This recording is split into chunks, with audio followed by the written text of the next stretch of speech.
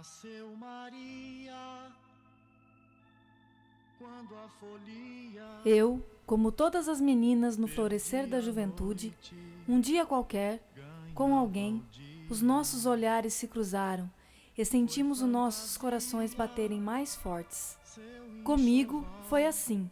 Nasci ali, naquele momento, o meu primeiro amor. A partir desse instante, a minha alma ficaria aprisionada para sempre, porque esse também seria meu único amor.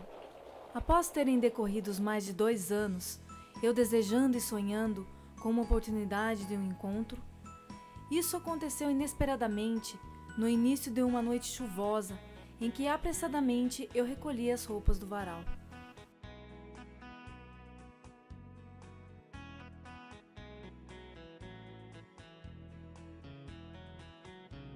Ele veio ao meu encontro e, tomando-me em seus braços, beijou-me calorosamente, com a promessa de que fugiríamos e viveríamos juntos para sempre.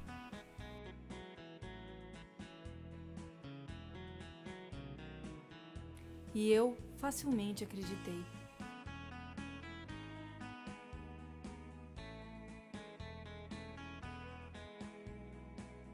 No dia em que havíamos combinado, lá estava eu na estrada com a minha mala pronta e com uma alegria que não cabia em meu peito, acreditando que a partir desse dia seríamos felizes para sempre.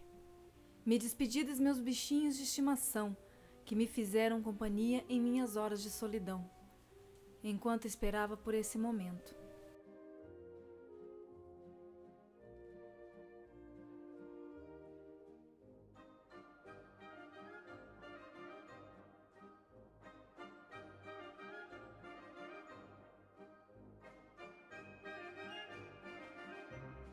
Nesse instante, eu desci do céu para o inferno em segundos, sentindo como é dolorosa a sensação da rejeição.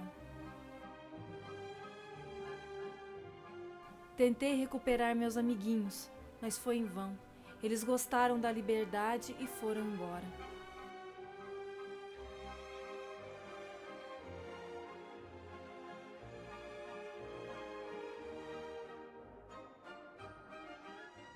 A partir desse dia fatídico, retornei para a minha vidinha simples, buscando colar os pedaços do meu coração partido. Sempre fui feliz, vivendo só, sem ter ninguém. Em meu quarto, a solidão, essa sim, nunca me abandonou. E meus longos anos de janela começaram. E o mundo girava, o tempo passava, até que um dia, observando da minha janela as pessoas passarem bem vestidas, alegres, em direção da igreja, era o casamento de alguém muito importante, era o dele. Eu também me produzi toda e fiquei ouvindo da minha janela a realização desse bendito matrimônio. E nesse momento, lembrei-me que havia me preparado para uma viagem que nunca fiz. Acreditei em promessas que não foram cumpridas. Muito sonhei com a valsa dos noivos que não irei dançar. Por que deveria desejar felicidades a quem me fez tão infeliz?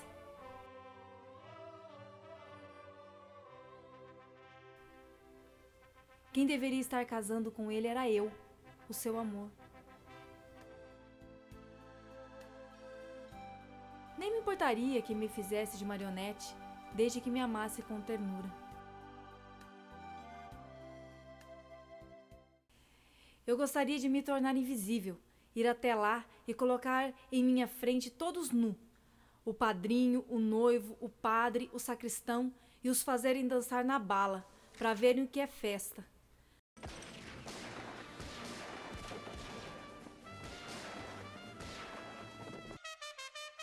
Ah, como eu adoraria ser poderosa, debochada e não estar nem aí com as convenções.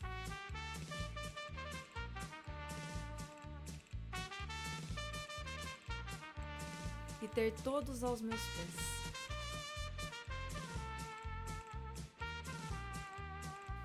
Expressar alegria sem medo e sem culpa.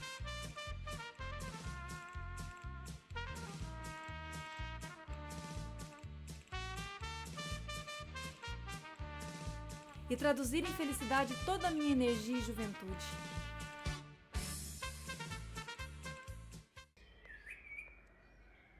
Mas o destino cruel colocou-me diante de uma realidade adversa aos meus sonhos de menina. Em minha vidinha simples, estabeleci rotinas. Na parte da manhã, fazia meu cafezinho e cuidava da casa até a hora de preparar o almoço. À tarde, tricotava um pouco fazendo meu enxoval. Não sabia se um dia iria usá-lo ou não, mas tinha que continuar a sonhar que sim. Enquanto isso, ouvia pelo rádio a novela O Direito de Nascer. Quando o Dr. Alberto Limontas chegou à suntuosa residência de Graziela Garcia e a encontrou sozinha no jardim à sua espera. Depois, mudando de estação, eu me divertia com as piadas dos humoristas do rádio. O Gil foi atravessando a rua, eu estava fazendo o asfalto, veio um rolão daquele e vá por riba da galinha, chatou ela. Aí ela deu um balançado na asa assim, falou, isso é que é galo, não é que as galizézinhos lá de Itaberaí, não. Sabe daquelas mulheres metidonas? Entrou dentro do ônibus, aquela de salto alto, né? Toda meio por cima. Só que ela olhando assim, ela viu uma velhinha com a galinha no colo, apelou, virou pra frente, falou, motorista, quer dizer que agora tá podendo carregar a galinha no ônibus, é? Ele falou assim, poder não pode não, mas faz de conta que eu não te vi, esconde aí. Em seguida, tratava de meus bichinhos de estimação. Cachorros, gatos, passarinhos, raposas. Às 6 horas da tarde, a hora do Ângelus, os sinos batiam e entoavam a Ave Maria. Nesse horário, eu de minha janela, olhando em direção à torre da igreja, rezava todos os dias para que Deus me ajudasse a superar a minha triste solidão. Pedia também, em minhas orações, para que Jesus intercedesse e abençoasse os meus parentes. 5 deles por vez, e seus nomes nas orações eram mencionados.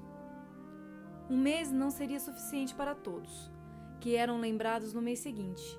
Minha família é muito numerosa, mais de 100. Jesus não se contentou só em instruir os homens com sua doutrina e induzir-os ao bem com seus exemplos. Quis também dar uma concreta prova de amor aos homens, dizendo: minha alegria é estar entre os filhos dos homens. Por esta razão, durante a Santa Ceia, instituiu-se o sacramento da Eucaristia, nascendo assim a expressão evangélica: este pão é minha carne, e este vinho é meu sangue. Por este sacramento de amor, ele se fez não somente o nosso alimento, mas também companheiro de nossas peregrinações na terra. Desse modo, Jesus se acha sempre entre nós, no íntimo de nossos corações.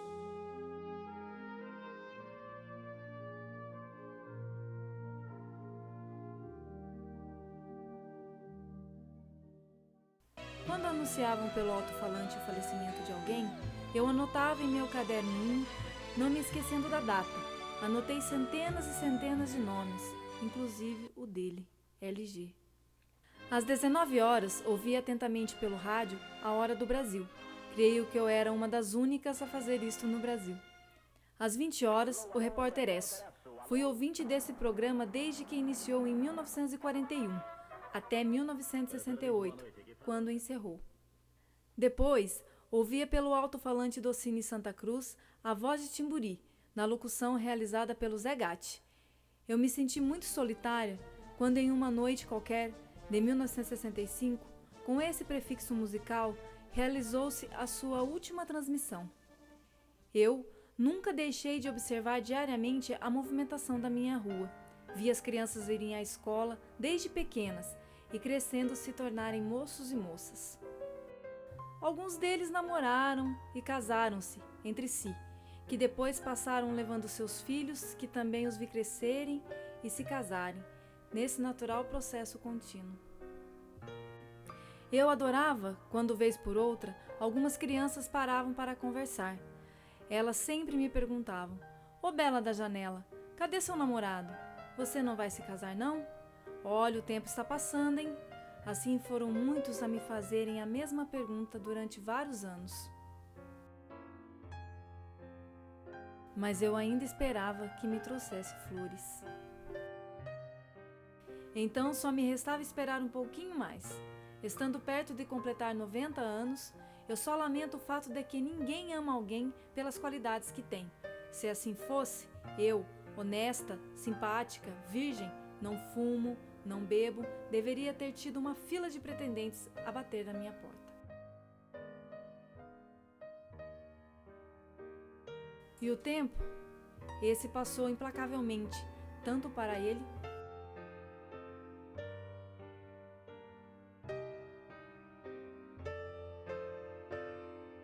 como também para mim.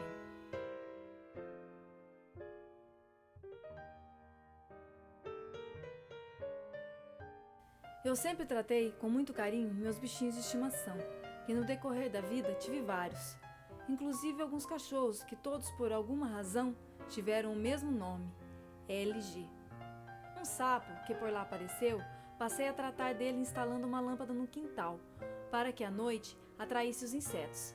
Passei a chamá-lo de Sapo Getúlio, em homenagem ao ex-presidente Getúlio Vargas, o qual eu muito admirava. Em uma tarde de inverno muito frio, ficando com pena desse animal, aqueci levemente a água em uma bacia e tentei colocá-lo lá. Não consegui. O bicho lutou, esperneou, chiou e pulou fora. Então, coloquei água na temperatura ambiente. Dessa vez, o sapo se acomodou tranquilamente na água. Porém, eu levei a bacia ao fogo muito baixinho e esperava que a água aquecendo um pouquinho o deixasse aquecido e confortável. Quando ouvi alguém bater à porta, era a minha vizinha. Conversa vai, conversa vem, acabei me esquecendo do bicho. Quando me dei conta, corri até a cozinha, mas o sapo já estava morto e quase cozido. Isso me deixou muito triste. Passei alguns dias em silêncio tentando encontrar uma resposta. Por que o sapo Getúlio não saltou da bacia? Sendo ele um sapo grande em uma bacia pequena, assim ele teria salvo sua vida. Pensei, será que ele também cometeu suicídio como o presidente Getúlio Vargas? Porque possuindo tanto poder, ele poderia perfeitamente ter tomado qualquer outra atitude e não ter optado pela sua própria destruição. Depois de muito pensar, descobri, e chamei um de meus queridos sobrinhos que se encontravam por lá naquele momento. Adilson! Sei que existe de comum entre o sapo Getúlio, o presidente Getúlio Vargas e eu. O meu sobrinho, muito preocupado e curioso, quis logo saber. A inércia, meu querido. Como você sabe, a inércia é uma propriedade da física, mas também se aplica ao sistema nervoso. O que ocorreu com o sapo Getúlio, ao ser colocado na água na temperatura ambiente e sendo aquecida lentamente, não ativou seu instinto de sobrevivência e adormeceu. O presidente, com os inúmeros problemas que ocorriam na nação naquele momento, também em seu organismo, produziu a inércia e quando essa se desfez, produziu-se um estado de depressão, que ele encontrou como solução sua própria destruição.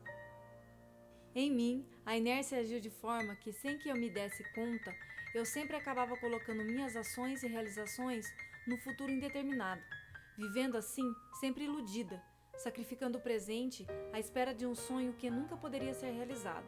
Para quem vive assim, o tempo é sempre o pior inimigo. A consciência disso chegou tarde para mim. Sinto que está chegando a minha hora. Mas fique atento, meu querido sobrinho. A pessoa que vive na ilusão é por princípio incapaz de fazer exigência de prazer e felicidade no presente, deixando a sua vida seguir num estado de latência, na esperança de que a sua ilusão, ao ser realizada, a recompensará da dor, do desespero pela qual passou. Eu passei minha vida por detrás da janela. Outras vivem suas vidas por detrás do muro ou de uma cela, mas todos, no entanto, estão presos dentro de si mesmo, tendo como carcereiro o seu próprio caráter, não se esquecendo que o nosso caráter é também o nosso destino. Lá atrás, quando sendo apenas uma menina, ao sofrer uma desilusão, a desesperança e a ilusão ficaram sendo minhas parceiras fiéis, que nunca me abandonaram, infelizmente.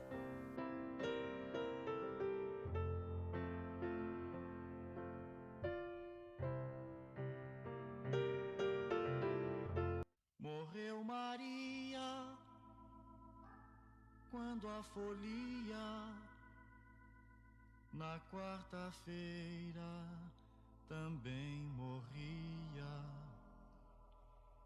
e foi de cinzas seu enxoval, viveu apenas um carnaval.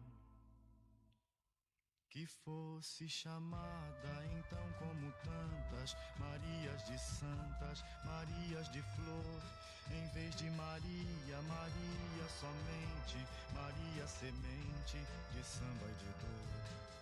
Não era noite, não era dia, somente restos de fantasia, somente cinzas, pobre Maria. Jamais a vida lhe sorriria.